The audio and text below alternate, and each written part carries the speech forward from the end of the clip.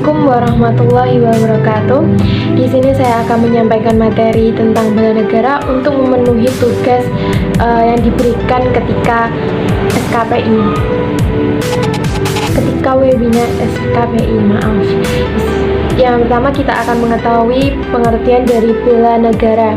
Bela negara adalah sikap dan tindakan warga negara yang didasari oleh kecintaan pada negaranya untuk melindungi dan mempertahankan negaranya dari berbagai ancaman, baik ancaman dari dalam negeri maupun luar negeri.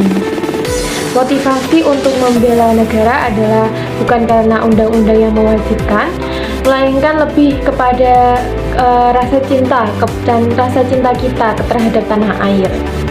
Lalu latar belakang pentingnya bela negara adalah karena setiap usaha dan kegiatan baik dari dalam negeri maupun luar negeri bentuk ancaman militer, ancaman yang menggunakan kekuatan bersenjata yang terorganisasi yang membahayakan kedaulatan negara, keutuhan wilayah negara, dan keselamatan segenap bangsa. Contoh dari ancaman militer adalah agresi dan invasi, blokade, spionase, sabotase, pemberontakan bersenjata, perang saudara antar kelompok yang menggunakan senjata, aksi teror bersenjata oleh jaringan terorisme internasional.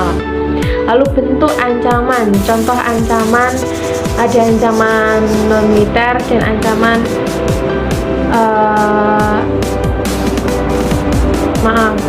ancaman non-militer, yaitu ancaman yang menggunakan kekuatan non-senjata, yaitu kekuatan ekonomi, politik, dan sosial budaya yang dinilai mampu membahayakan kedaulatan negara, keutuhan wilayah negara, dan keselamatan segenap bangsa.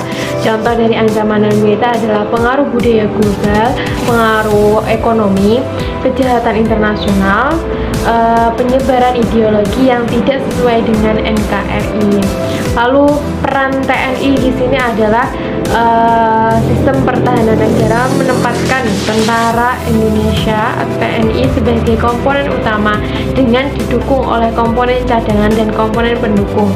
TNI melaksanakan operasi militer untuk perang. Pentingnya partisipasi masyarakat dalam bela negara. Adanya ancaman, sistem pertahanan kita adalah Sishamkamrata dan Sishankamrata. Rakyat merupakan salah satu komponen pertahanan, yaitu sebagai komponen cadangan. Lalu globalisasi merupakan kenyataan yang tidak bisa ditolak, yang merupakan ancaman militer sehingga memerlukan keterlibatan masyarakat secara sungguh-sungguh. Bentuk usaha pembelaan negara.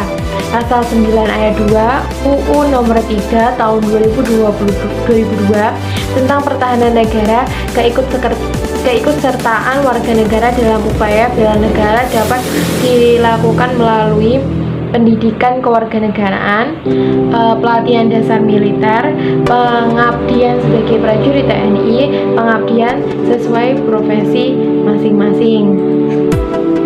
Tindak nyata pelajar dalam usaha bela negara, yaitu tidak terlibat dengan narkoba, tidak ikut tawuran, tidak ikut mabuk-mabukan, tidak berbuat onar baik di sekolah maupun di lingkungan, rajin belajar, berprestasi, membantu orang tua di rumah, menghormati agama orang lain.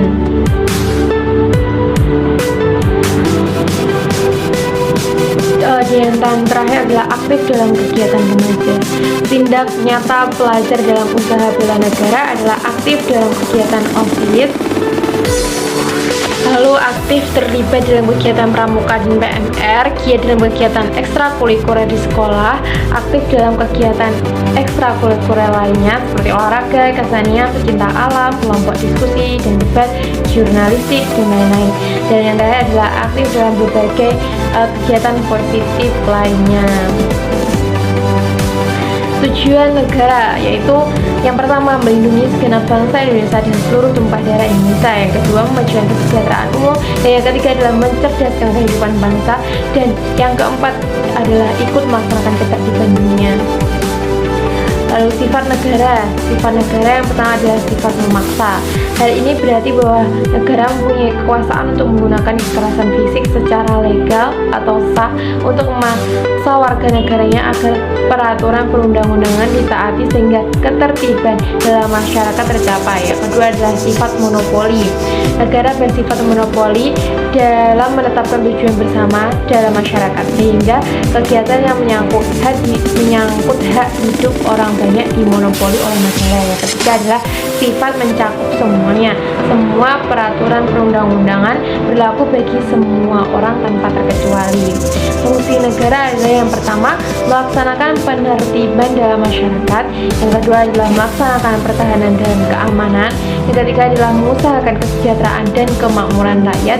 Dan yang keempat adalah menegakkan keadilan. Fungsi pertama yakni melaksanakan ketertiban dalam masyarakat. Untuk mencegah terjadinya bentrokan-bentrokan dan pertikaian dalam masyarakat, maka negara harus melaksanakan penertiban dengan cara mengatur hubungan manusia dan masyarakat. Fungsi kedua yakni melaksanakan pertahanan dan keamanan. Negara berfungsi untuk mencegah dan menanggulangi berbagai macam ancaman, gangguan, hambatan, dan tantangan, baik dari dalam maupun dari luar. Untuk itu, negara harus memiliki angkatan bersenjata dan alat-alat pertahanan yang memadai, cukup, dan selalu memelihara. Pertahanan yang lemah akan menyebabkan negara hancur. Fungsi ketiga yakni mengusahakan kesejahteraan dan kemakmuran. Negara berkewajiban untuk mengusahakan tercapainya kemakmuran dan kesejahteraan bagi seluruh rakyatnya. Untuk itu, maka pemerintah harus melaksanakan pembangunan yang merata di seluruh bidang, baik di kota maupun pedesaan. Fungsi keempat yakni adalah menegakkan keadilan dalam masyarakat. Keadilan adalah merupakan hak bagi setiap manusia, dan setiap orang harus memperoleh rasa keadilan, mendapatkan hak-haknya serta terhindar dari tindakan sewenang-wenang ataupun ketidakadilan.